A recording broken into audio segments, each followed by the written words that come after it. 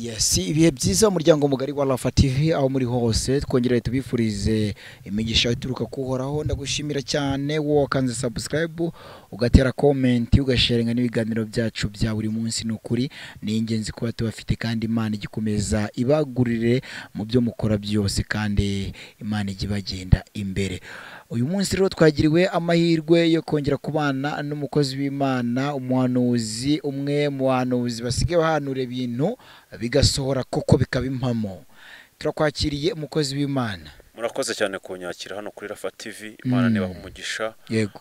Kandi nishimiye ikaze mu mpaye. Yego. Ndagira ngo nkubwire ngo nkurikiye amazina yanjye ni Habineza Charles cyangwa se umuntu ukorera kuri channel yitwa Karoli TV. Yego. Yego ni ngewe Imana yampaye message nza kuguhereza ahangaha, ndetse message maze iminsi nyitambuka ndetse nyitambutsa. Imana iyimpa ngo nyihereze abantu bari hano mu Rwanda ndetse n'abari hanze bumva ikirimi mvuga. Rero ube maso kandi witeka hari cyo agushakaho. Amen. Yego. Ngaye nguko rero umaze iminsi urugendo utambutsa ubuhanuzi bugiye butandukanye, ndetse bamwe na bamwe baretse kuduhamagara batubwira ko bimwe mu byahanuwe biri kugenda bibimpamo. Yego. Harimo ibyiza ariko banasaba ko biriya bibi Imana yabatabara. Yego. Ubwo ndakeka bamwe na bamwe mwaragiye muganira bakaguhamagara. Yego. Ngaye nguko rero ndagusaba rero nkwinginga kugira ngo Imana ize kuba yiyoboreye hano mu butumwa tujye gutambutsa ndetse n'ijambo ry'Imana, abantu bose bari rubwumve dutangirane udushira imbere y'Imana kugira ngo Imana ize kuba yiyoboreye. Murakoze. Kadusenge Imana mu izina rya Yesu. Wowe nkurikiye kadusengane Imana. Yego. Bumba amaso yawe dusenge. Yego. Mwami ndagushimiye kuko uri Uwiteka, uri Imana igivuga bikaba ndetse yategeka bigakomera. Uri Imana idasanzwe ndetse uri umubyeyi mwiza, uri kubahwa ndetse uri umwizerwa, uri umwiringirwa. Ndakwinginze Mwami w'abami. Oh haleluya. Iyi message wampaye maze imisi mpereza abantu, nyemerera Uwiteka singabanye kandi mbikora uko wabishatse ndetse mbigenze nk'uko ubyifuza. Undinde kubigabanya cyangwa ngo mbyongere. Ineza yawe mu ruhande rwanjye, ubuntu bwawe bube mu ruhande rwanjye. Ineza y'Uwiteka ishyigikire kandi urwanire rushoboze. Ndagushimiye Mwami ko hari icyo ugiye gukora. Ndagushimiye Uwiteka we ko hari icyo ugiye kurema. Ndagushimiye kubw'imbabazi zawe uri butange ndetse ugaha umuntu wese ukurikiye Rafa TV. Ndagushimiye Uwiteka we, ndakwinginze ukomeze urinde igihugu cy'u Rwanda, komeza urinde abayobozi b'igihugu cy'u Rwanda, komeza urinde abakuru n'abato kandi for chandelier. Uwiteka we ndakwinginze erebo, ndakwinginze takitalabo, ndakwinginze ngo ukomeze urinde igihugu cy'u Rwanda ndetse ukomeze kutubera amaso, ukomeze uturengere kuko uri umwami. Ndagushimiye ko ari cyo uri bureme ndetse ukagikora. Udukurikiye muri kano kanya habona ubutabazi bw'Imana. Urakoze Uwiteka, ndakwinginze uzubane nanjye kandi ushyikire mu izina rya Yesu Kristo anesheje. Amen. Amen. Ngaye nguko rero ndagira ngo ngusabe rero ugeze ku bakunzi ba Rafa TV ubutumwa Imana yaguhaye umwanya wanyu. Ntaragira ikintu ndi busome cyangwa se ntaragira kuri message Imana yampaye ngo mbahereze. Imana yampaye ijambo riri muri Zaburi. Yego. Katuribanze turisome kuko ubuhanuzi bwa mbere ni isengesho ndetse ubuhanuzi bwa mbere ahubwo ni ijambo ry'Imana kuko ijambo ry'Imana ntabwo riba rivangiwe. Yego.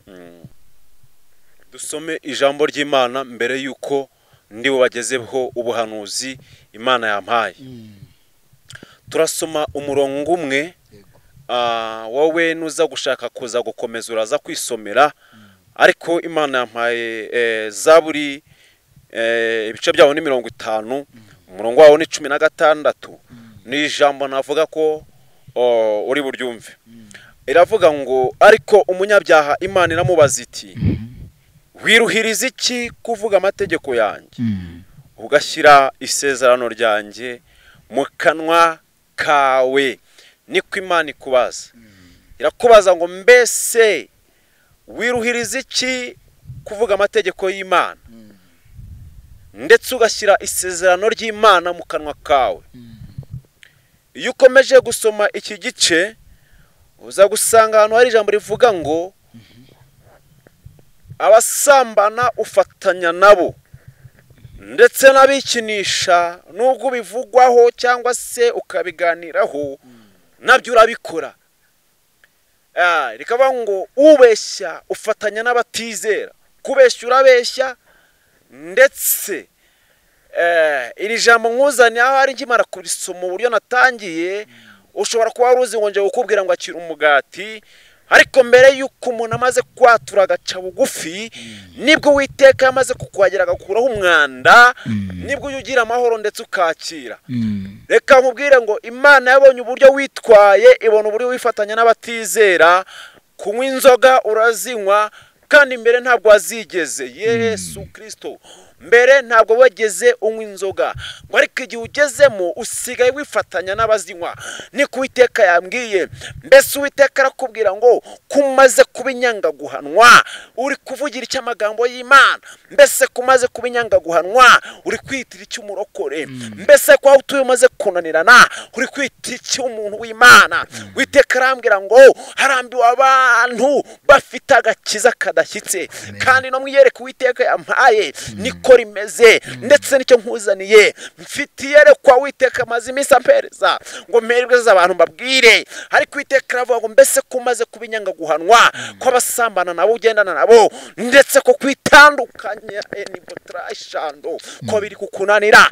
Imana irambwira ngo abantu benshi nangiye kuvuga iyo yereka Imana yampaye mumaze kugwiza imbaraga z'ibiryo, ariko iz'amasengesho enibotrashando ngo ntazo mugifite. Uwiteka Mana ntabara kandi unshyigikire. Mana yarambwiye ngo ninze mbwira abanyarwanda ngo ije gufunga insengero zose zikorera ku ndamu. Ni ku Uwiteka yambwiye. Mana irambwira ngo ije gufunga insengero zose zigikorera ku ndamu, kuko Uwiteka kimara kumereza ino message nabonaga ari umuntu urwaye kandi ari umurokore yitabaza abagenzi be, habura umuntu wamureba. Mana irambwira ngo ikimenyane kiri mu murimo ije kongera gufunga insengero Yesu Kristo zigikorera ku ndamu. Ni ku Uwiteka yambwiye ngo ninze mbwira abanyarwanda ngo njewe nje kugaruka gufunga insengero zikorera ku ndamu, zigikorera ku ndamu. Oh Yesu we, Mana yongera ambwira ngo nje guhagarara ku murimo wanje, kuko ndambiwe abiyita ko bankorera kandi ari abanyamoko. Nti mbese mbigaragarize bundi kangahe?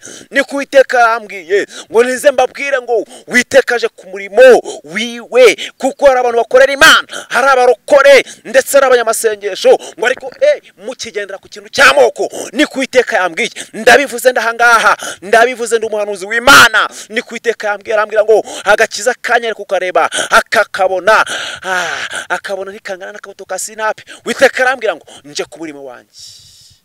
Mana ije ku murimo wayo, niko yambwiye.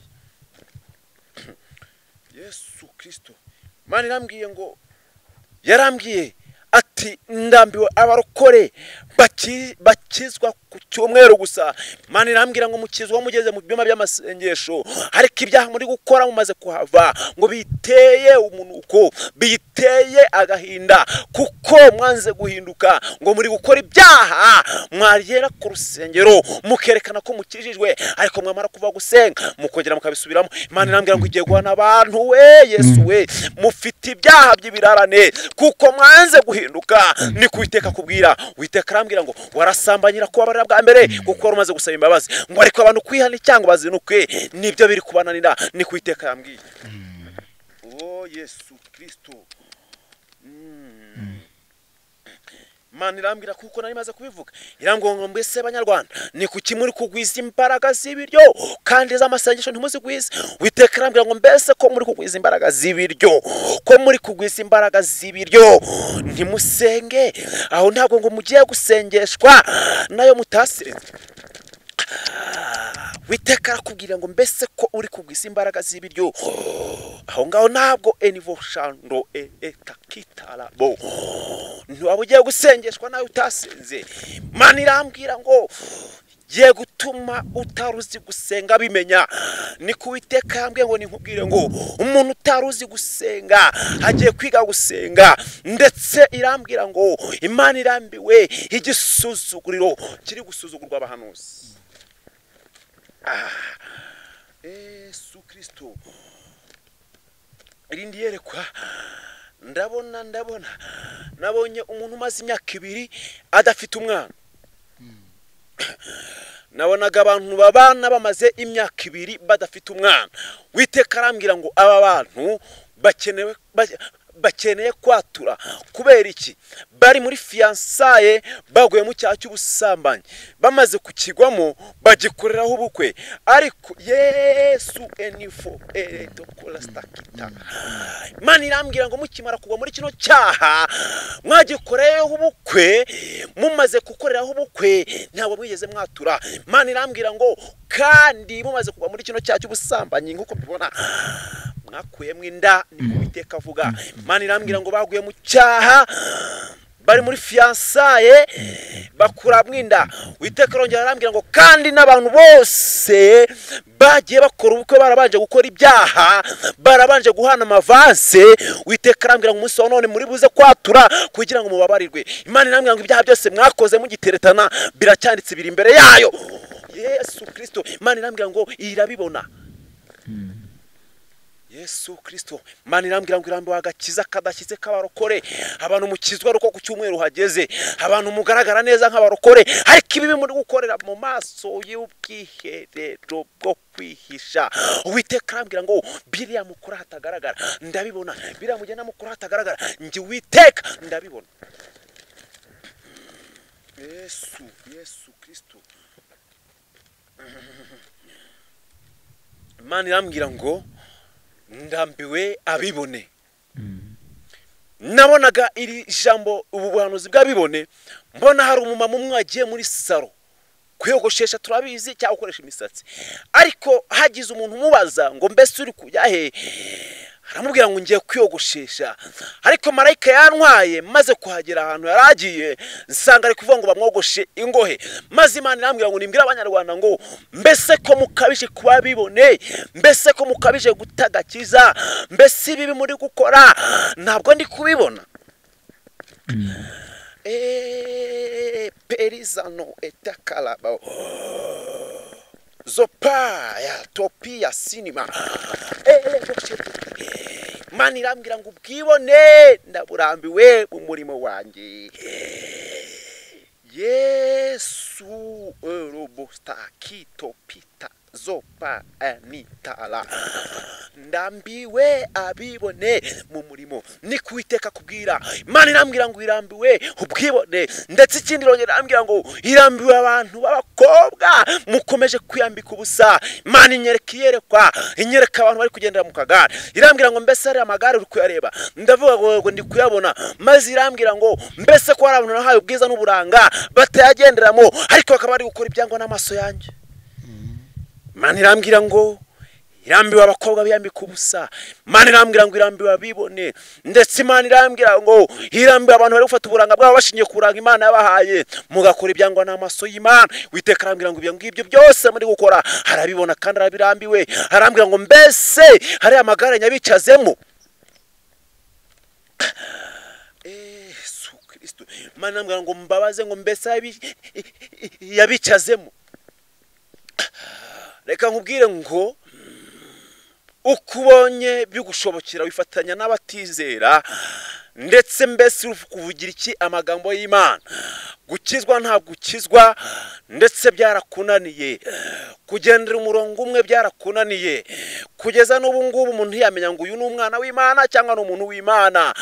Kubera iki? Ibyaha mubikora buri munsi, ndetse mwitwara uko mubishatse. Haleluya we Yesu we yererere. Witeka arambwira ngo abantu benshi ntibagishaka ijambo ribabwira ngo nibave mu byaha byabo. Witeka arambwira ngo mbese ko mukomeje kuba muri kugenda mu mwijima kandi umucyo muwureba. Imana irambwira ngo ntabwo izakomeza kurebera ibyaha muri gukora. Witeka arambwira ngo ndambiwe umurengwe.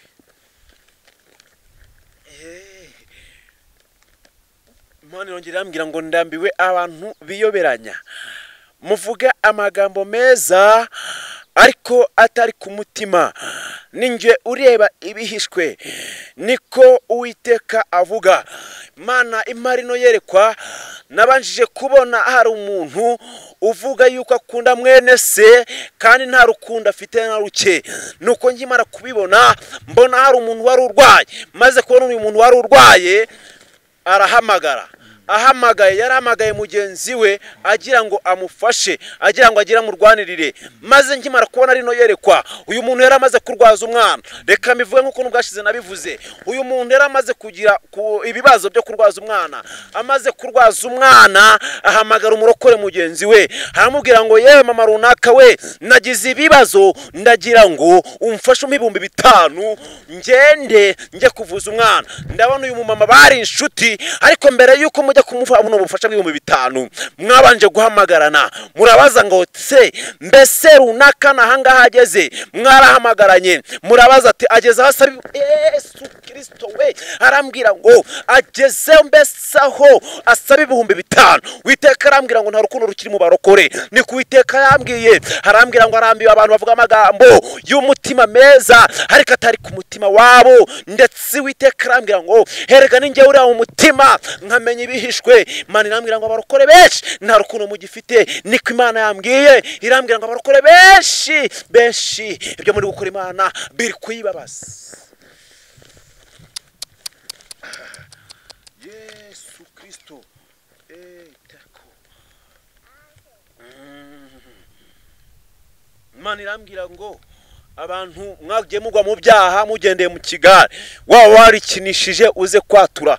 Ikindi ndabona hari umuntu wasambanye bitewe n'ikigare atabigambiriye. Uwiteka arambwira ngo ubucucu bwawe yabonye yiteguye kukubarira mu gihe uri buze guca bugufi ugasaba imbabazi. Imana iri buze kuguha imbabazi. Imana irambwira ngo abantu benshi mwagiye mwikinisha bitewe nuko mwagiye mumva uburyo bikorwa mukabikora bwa mbere. Yesu we, ikindi Imana irambwira ngo hari umugabo ubikora ndetse we byamubase kuko niyagenda arahagarara akabikora. Testa kita ifunifushamu torista kita. Imana irambwira ngo byarakubase nawe byature. Ikindi Uwiteka arambwira ngo hari abantu bafite amasezerano nanone yo gutabarwa ariko ibyaha mu mazi iminsi mukora ngo byarahagaritse. Ukeneye kwatura ugaca bugufi kugira ngo Uwiteka kurengere. Niko Imana ikubwiye. Ndashaka tugere ku musozo, ndashaka ko dusenga kugira ngo Imana ize kukubabarira. Ibintu ndi kubona biteye agahinda. Ndabona hari umugabo uri hanze igihugu urimo senshatse kukivuga, kuko iyo najanga ntabwo mbangira ngo mvuge ngo runaka gutya na gutya. Reka maze nkubwire, ndabona uri hanze umugore wawe ari mu Rwanda, ariko reka mvuge we mugore we niba unkurikiye aka kanya indu ufite ni yawe. Niko nkubaje muri kano kanya, mbese ko nkurikiye indu ufite ni yawe cyangwa umugabo wawe umuca inyuma. Yesu Kristo we, ukeneye kwatura mbega umuntu wiyoberanya, mbega umuntu udafite agakiza. Imana irambwiye ngo nudahinduka igiye kuguhana. Ndetse Imana irambwiye ngo ubwo rugubona Imana igiye kwereka ko nta rugo ruhari.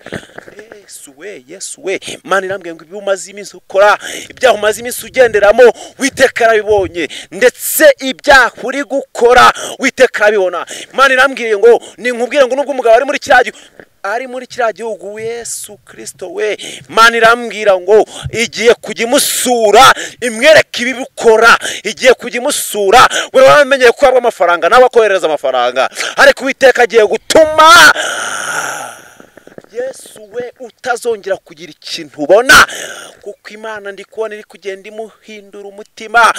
We mubyeyi we, hinduka va mu byaha byawe uze kumpamagara wature, ndetse uze kuca bugufi uvuge ngo Uwiteka yarambonye kuko ndabona ibyaha ukora umucinyi umuko bishatse. Ndabona abantu bamaze iminsi bagendera mu kigare basigaye banywa inzoga mbere batarazinywaga. Uwiteka arambwira ngo nawe ukeneye kwatura, ukeneye guca bugufi kugira ngo Imana ikubabarire. Warazinyweye, nabonaga marayika w'Imana afite igifuka kinini, mbona abantu bakoze umurongo bafite amacupa yanditseho ubwoko bw'inzoga. Yesu Kristo we, mbega ibintu mbonye, kubona umuntu w'umurokore uhagaranye icupa ryanditseho akaginga.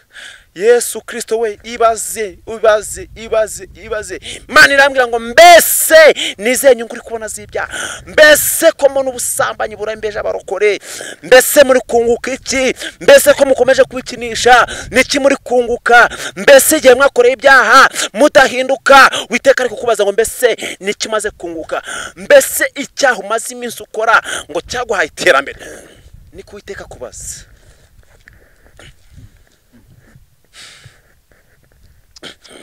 Ndiwanywaga inzoga ariko ubu ngubu urazinywa. Ndabona hari umusore wasambanyije umukobwa ahita mwanga.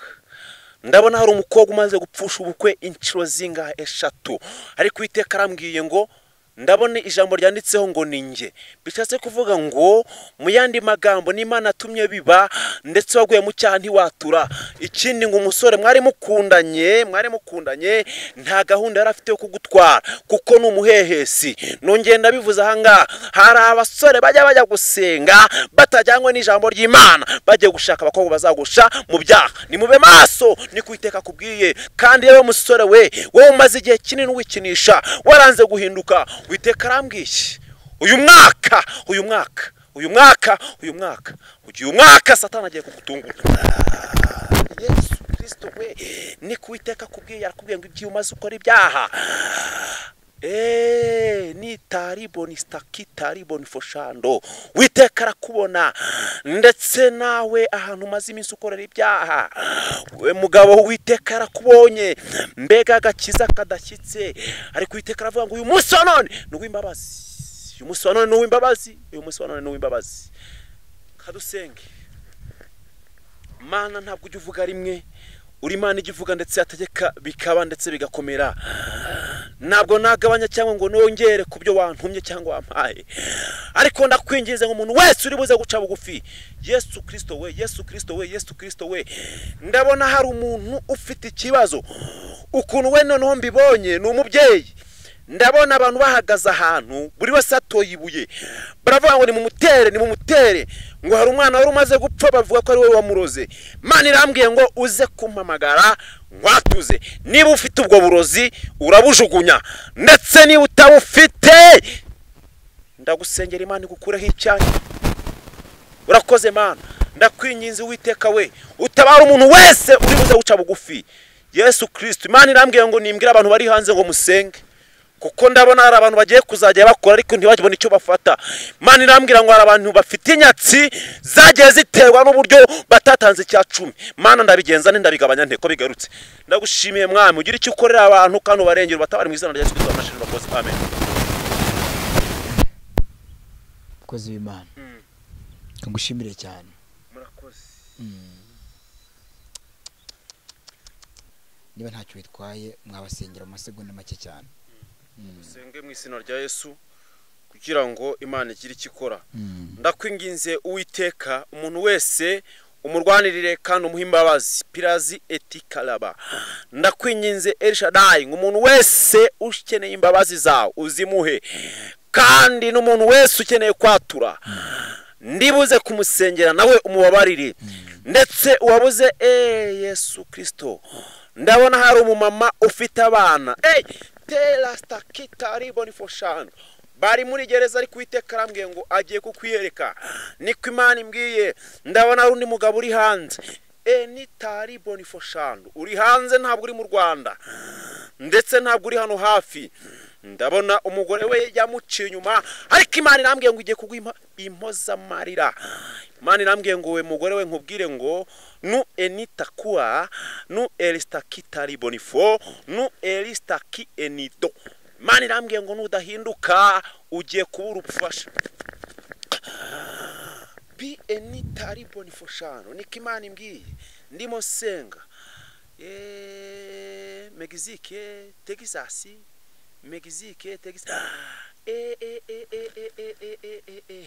Imana irambwiye ngo ibibi ukora Imana igiye gutuma hagati yawe n'umutware ko mbona nta rezo. Uwiteka arambwiye ngo mbese uri maso. Imana irambaje ngo mbese ukeneye umugabo cyangwa ngo ntabwo mukeneye. Mana ndi kubona marayika afasha agatambaro gasa n'urupapuro nari mfite, ndabona ari kugira gutyo umutware ariko ntabwo ari mu Rwanda. Ndabona ndabona Imana imbwiye ngo nkubaze ngo mbese ufite gahunda. Mana irambwiye ngo nkubaze we mutware we, mbese umugore wawe wowe y'umureba ubona afite gahunda. Mana irambwiye ngo ibuye ryagaragaye ntiribarikisha isuka, nube maso kandi usenge. Mana irambwiye ngo uyu mugabo agiye kuzarota abone ibyo eni umugore wiwe arimo akora. Mana irambwira ngo irambiwe abantu bashatse banze kuvuga ko nta rugo bafite ariko bari gukora ibyaha uko babishaka, gusambana muri gusambana. Imana irambwiye ngo iraje kandi ndabona uyu mubyeyi nari maze kuvuga. Imana irambwiye ngo akiri humure niko Imana imbwiye. Ndabona umuntu kwikinisha nanone byananiye. Imana irambwiye ngo uwo muntu nta nubwo ari hano mu Rwanda, nawe uze kwatura icyaha cyawe. Urakoze Uwiteka ko hari icyo uri bukore, ndetse urakoze ko hari icyo uri bureme. Izina ryawe niryo baye mu izina rya Yesu Kristo wakoreze. Amen. Amen. Reka tugushimire cyane mukozi w'Imana. Urakoze. Reka nshimire buri umwe wese twabanye kuva ubutumwa bw'Imana butambutse kugera aho tubucumbikira. Reka mbabwire ngo ibiganiro byacu nakagaruka. Ciao ciao muri Rafa, turabakunda cyane. Imana ikomeze ibandebere icyoroshye.